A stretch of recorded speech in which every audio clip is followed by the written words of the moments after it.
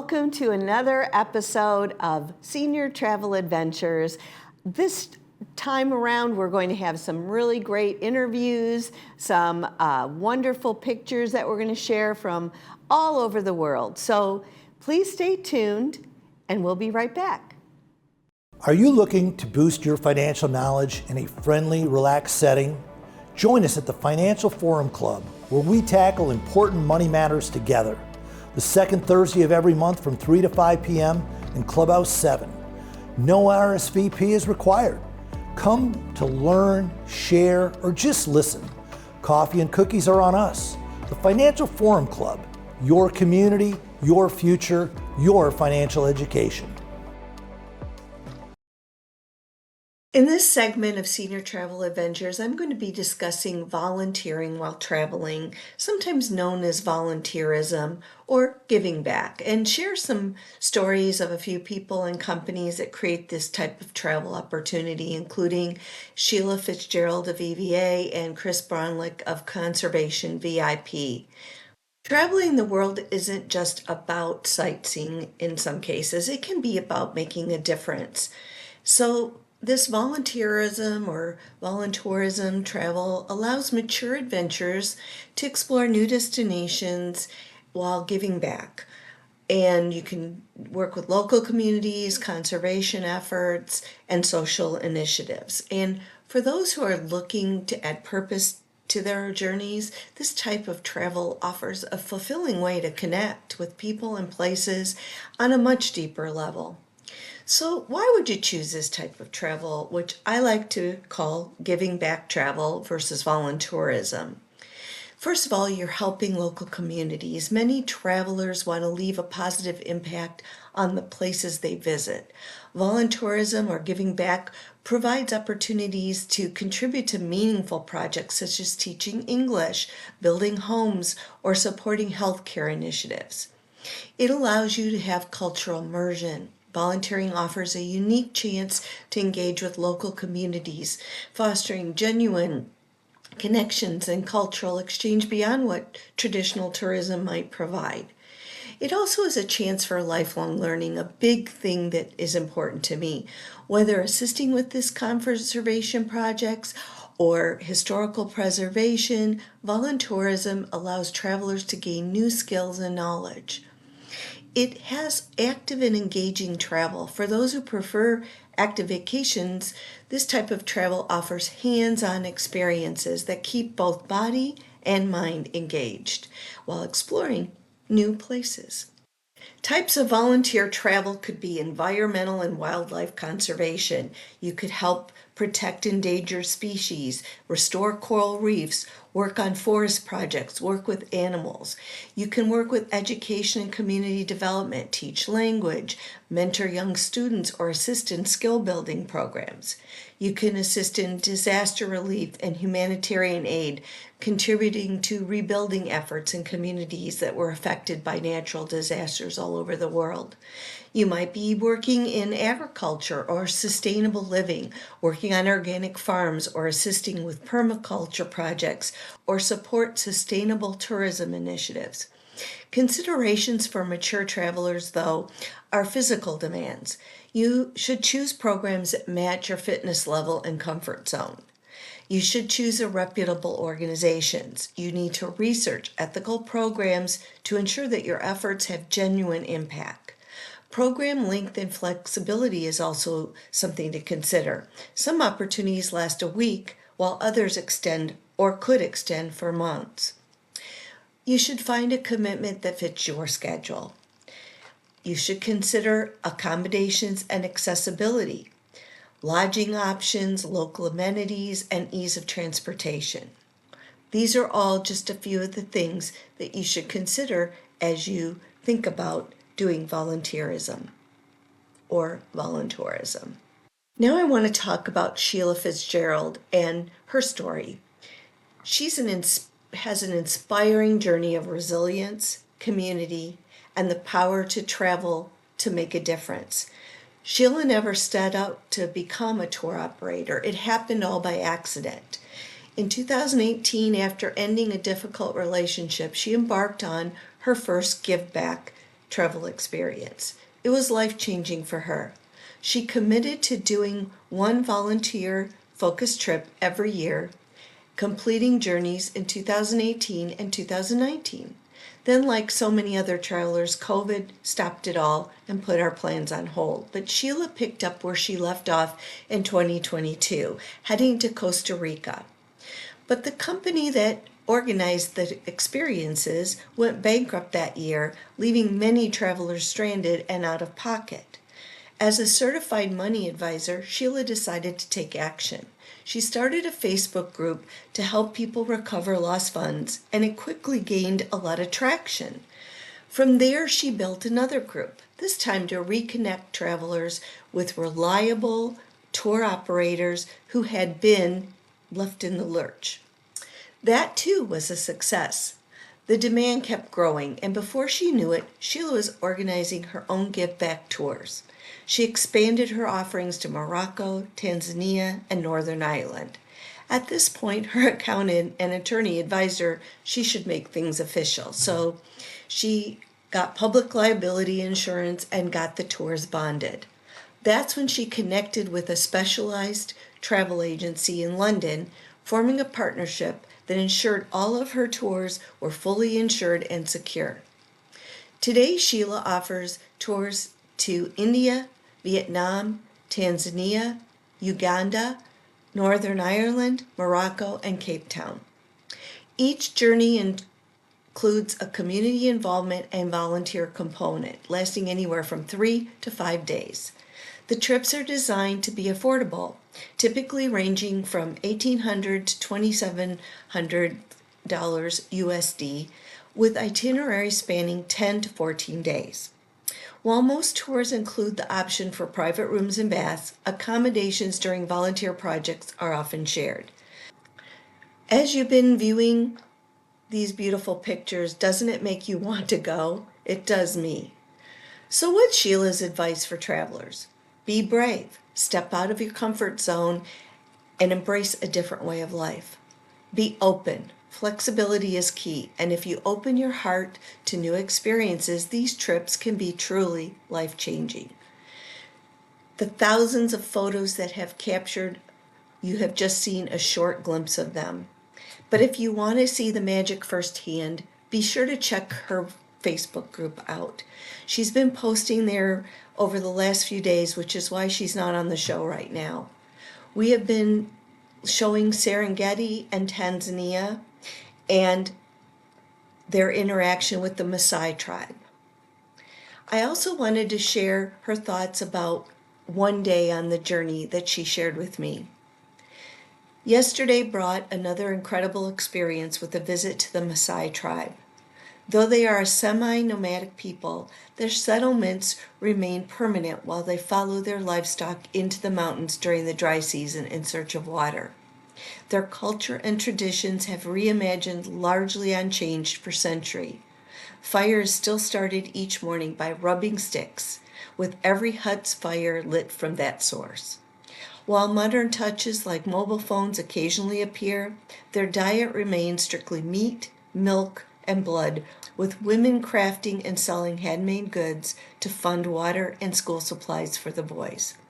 A traditional goat slaughter took place, a practice done 3 times a week to feed the community of around 200, primarily the chief's 11 wives and over 100 children. The ceremony was quick, peaceful, and deeply respectful. The group was welcomed by the chief's eldest son, Prince Moti, whose hospitality made the experience even more memorable. Here's a short video that Sheila made for me to share with you. Hi, my name is Sheila Fitzgerald, and I'm really pleased to be with you here today. I'm the owner and founder of a company called EVA Travel Limited. EVA stands for Ethical Volunteering Adventures, and basically we do exactly what it says in the tin. We're an ethical company, so every single tour that we run conforms to ethical standards. So that means no elephant riding, no touching of elephants. Everything we do tries to be sustainable and ethical. We have a volunteering element in all of our holidays as well. So that can be 3 to 5 days of volunteering. And that ranges from perhaps building a chicken coop in Vietnam. It could be working with sloth bears in India, or currently, as we're doing at the moment, we're working with 2 NGOs, both in Uganda and Tanzania, in local schools and communities to understand more about their way of life and how we can assist them. What's very important about volunteering, our volunteering, is that we are not there to tell people what to do.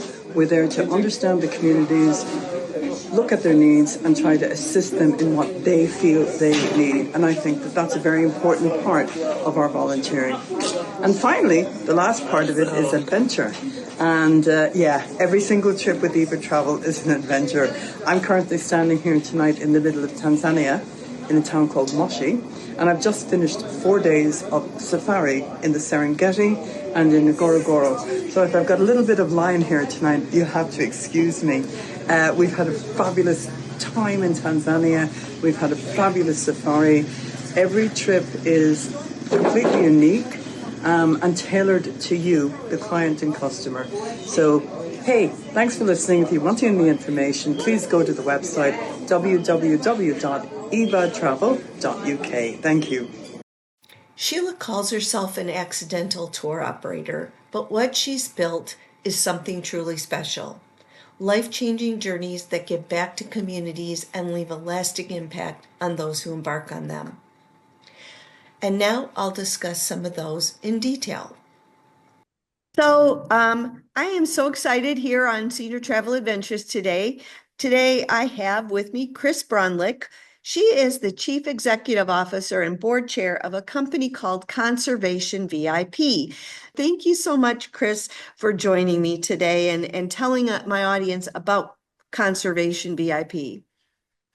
Debbie, thank you for inviting me. I'm always happy to have more people learn about us, so thank you. It's great. So what inspired you to organize volunteer travel experience? And you and I talked previously about what this means, but could you tell my audience what this means to those communities? Sure. When you ask what inspired us, I want to go back to how the organization was founded, because I think Sure. it explains a lot about the direction that we take and where we go, that type of thing. They wanted to go to Patagonia to go hiking, like every person who loves the outdoors, especially people who love mountains from California. We all want to go to Patagonia and see mountains, right? So they went down there to go hiking. And when they got there, they were, I hate to use the word appalled, but pretty much appalled at the terrible conditions of the hiking trails. And understand that this is a location where people come from all around the world to go hiking.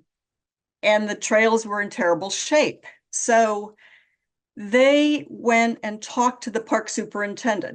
So these two fellows came back to the US and they talked it up with their friends, and they got some more friends from Forest Service and Park Service and people who like the outdoors, and went down and did some trail volunteering. We really ought to set this up as a nonprofit. Okay. They were just running it out of their back, the back room. So really the genesis for it was understanding that there are marvelous parks. I mean, today, Torres del Paine is a sister park of Yosemite. And yet they had no staff to even help with hiking. So we've now, this organization, the nonprofit Conservation VIP, has been helping out with trails there for 20 years. And I originally became involved in the nonprofit because I signed up for one of the earliest volunteer trips. My husband and I, we love to hike, we love the outdoors, and we always wanted to go to Patagonia. And we said, well, how hard can trail work be? And if we go with a group, we don't have to figure out, where to stay. Our Spanish isn't all that good. It's okay. We can get by, but it's easier with a group. And, this will be fun. So we went down and had so much fun that we went back again the next year. Okay. And now you have all these trips, which is, to benefit these partner communities, like you mentioned. What do you think one of the most impactful or memorable? I mean, now that you have, that was your origins, but now that you have more, what do you think one of the most impactful or memorable things you've done so far? All of our trips have impactful moments for the people on them. When you think about the fact that what we travel as volunteers, we have access to places. If you go to, whether it's to Patagonia or Machu Picchu or the Galapagos or Cinque Terre, all these places that we go to, we see things that the average tourist does not see. I'm going to arbitrarily tell you about the most recent trip I went on. Okay. Now, I may be CEO, but that doesn't mean I get out in the field a lot. That means I'm tied to the computer too much. Okay. But the most recent trip I went on was to Costa Rica. Now, in Costa Rica, we are helping to preserve sea turtles. And sea turtles are, the numbers of sea turtles in the world are significantly decreased in recent years. They're very challenged by beach erosion, by development along coastal areas, which interferes with their nesting, by rising sea temperatures, poaching. Many things are driving down sea turtle populations, and sea turtles are important for the health of the ocean. The one thing we can do is try to help ensure that when they lay eggs, give them the best shot at surviving. Okay. Right. So in Costa Rica, we go down to a community on the Pacific coast, way down in the south, and we work with the local community, which has a dedicated locally organized nonprofit to protect the sea turtles who nest there. We help with maintaining the nursery where you move the eggs, but the key things that are really thrilling, in the evening, at night, after dark, we patrol the beaches, meaning we walk up and down the beach and we wear headlamps. You know, you've seen hikers with headlamps on. Right. Well, you can get a headlamp with a red light on it, okay? Because you don't want to disturb turtles. But we walk up and down the beach with these red lights looking for sea turtles who are nesting. Oh. And when we see one that's nesting, we sit and wait for the mother turtle to finish laying her eggs. So, first of all, if you've never sat in the dark with red headlamps watching a sea turtle lay 100 eggs, you haven't lived, okay? Right. It's pretty extraordinary. But they're very matter of fact. I got to tell you, they come out of the water, they go to where they want to go, they dig a hole, they drop the 100 eggs, covered up, and back to the ocean. Okay, that is the extent of mothering for once the egg is laid, that is it. Okay. Now, the problem is there are poachers. There are people who poach turtle eggs, people who pay good money for turtle eggs. So that does not help the survival of the turtles. So after the mother is gone, we dig up the eggs and take them back to a nursery where they're protected until they hatch. But that sounds like, and that's kind of when I first was hearing about your organization, it is because of those sea turtles, and I am I'm a sea turtle fan. I've said that many times on my show, but that's amazing story. So one of the things about this whole segment is going to be, I'm talking about volunteerism as a means of travel. Making things meaningful. I think a lot of travelers now, at a certain age particularly, are looking to make something more out of just the experience. And that's why, to me, something like this is a value, because you're seeing the things that you want to see, but you're also giving back. Right. We want to leave somewhere at least as good or better as when we showed up. Mm-hmm. And I think that's a real factor that I am seeing in travel trends today, is both sustainability and, green travel. And so many people just throw that green travel moniker on when they're not really green travels, but being able to go to somewhere like what you're doing, and getting those little turtles back to the sea, which is something of interest to me. And I also like to snorkel, so for me, I'm thinking those are two great trips that I would take. I might not go plant trees, because that's probably a little more than I want to do, but that's what's great. But basically you have a website and we're going to show the website. We've been showing some pictures of some of the trips along the way, but people can call you and talk to you about this, right? And learn Sure. more about all of it Well, and and I'll also say that, you mentioned that people throw out, and it's more and more common, our trip is green, we help out. We are a nonprofit, which distinguishes us from many others because as a nonprofit, we're actually accountable. right. Whereas a for-profit travel company does not really have to disclose what they do, and most of them don't.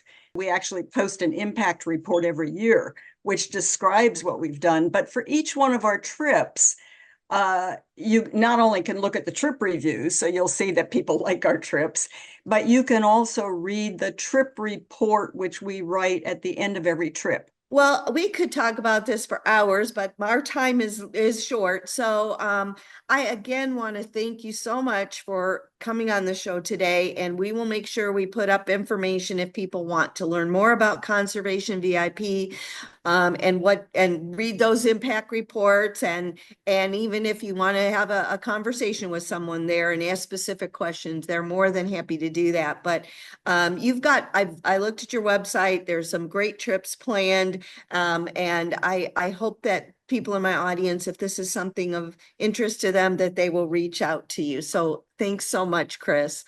Thank you. Debbie, I want to add one comment. If somebody Sure. looks for the website, be sure Yes. to notice that it's conservationvip.org. Yes, we're going to have Because right sometimes now people that's on forget the screen. the .org part. So yeah, but Yeah, I'd be that'll happy be to right talk up to on the anybody. screen. Yeah, thank you very much. And I'd be happy No to talk to problem. anybody who has It'll be questions. its own screen, so they'll see All that righty. conservation.org. So, Yeah. all right. Well, Okay. you take Thank you very care. much. All You righty. take care. Bye-bye. Bye. Do you or your loved ones want to continue living at home safely, but are starting to see signs of Parkinson's, dementia, Alzheimer's? Maybe it's recent strokes or falls. Having a caregiver at home can be the best way to keep you in home safely. Home Helpers has been providing caregivers for over 25 years. Call us today or join us at Laguna Cafe for free pie and coffee, and we'll answer your questions about caregiving. It's the first Tuesday of every month at 10 a.m., and space goes quickly, so RSVP now.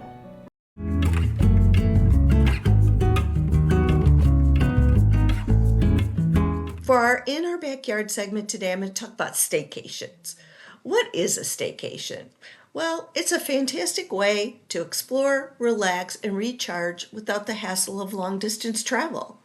A staycation is a vacation spot close to home, either by staying in a local hotel, a resort, or even in the comfort of your own home while taking day trips to nearby attractions. It's a perfect option for mature travelers who want to enjoy new experiences without the stress of packing, airport lines, or long road trips. There's a lot of benefits to staycations: less travel, more enjoyment. You skip the exhaustion of long flights or drives, and you can focus on the experience itself. Often it can be budget friendly too. You can save on airfare, and you can use that money for special activities like dining or spa treatments. It's low stress, no time zone changes, jet lag, or complicated itineraries. You can discover hidden gems. We often overlook amazing places in our own backyard.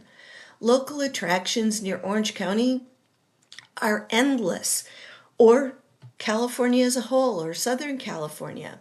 And so I picked out a few things that I thought would be great for my audience. And this might be a no-brainer. Laguna Beach. Stroll through the art galleries, visit the Pageant of the Masters, seasonally, of course. If you sign up for the pageant newsletter, you get offers for discounts, and your ticket can get you into the art and music during the entire event over a couple of months. This is one of my favorites, so of course I'm mentioning it. And if you want to get in the car, Newport Beach or Dana Point.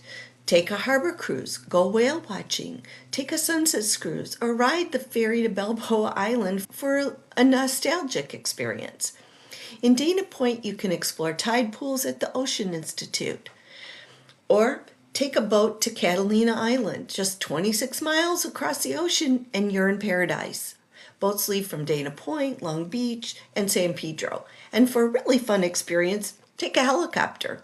I did that once and it was really great. The golf cart taxis will come right to the helipad and take you into town. If you like boating, there are some clubs in the woods to join as well. Cultural and historic sites around are Mission San Juan Capistrano. You can explore the beautiful gardens and historic ruins of California's Jewel of the Missions. In Santa Ana is Bowers Museum. They feature history, art, and culture exhibits, perfect for a good, enriching afternoon.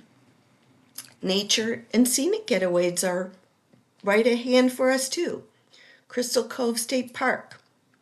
Hiking trails, breathtaking views, have lunch at the historic Beachcomber Cafe, but make reservations because it's hard to get in there, but it's so cool. Fullerton Arboretum, a peaceful retreat with lush gardens, ideal for a relaxing walk. And if you want to get entertainment, Seagersom is right just a short drive away with all kinds of concerts, Broadway shows, ballets. Drive to Old Town Orange, browse antique shops, have a nostalgic diner meal, or visit the charming cafes all locally. If you like shopping, of course you've got South Coast Plaza or Fashion Island. For my other views in California, there are a multitude of options too, from visiting the Getty Center Museum to the Academy Museum in West Hollywood or Hollywood, taking a show at the Hollywood Bowl, visit Ventura, Santa Barbara, Solvang, Temecula, Palm Springs. All of these places offer the ability to vacation with a short drive.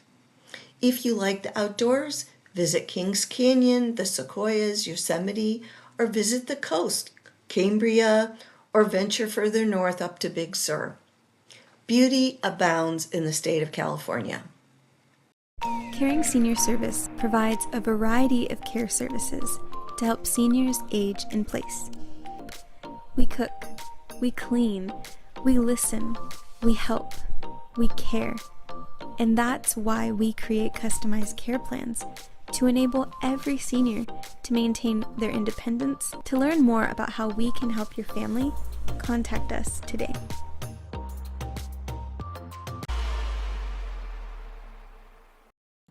Well, thank you for watching. It is such a pleasure to be able to do this show and to enjoy my travels as well as a senior travel adventurer.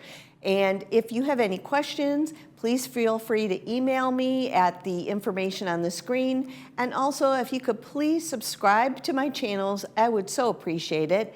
It's at Senior Travel Adventures up on the screen. That's on Instagram, YouTube. I also have a website, seniortraveladventures.net, and I blog regularly there as well. So thanks again for watching.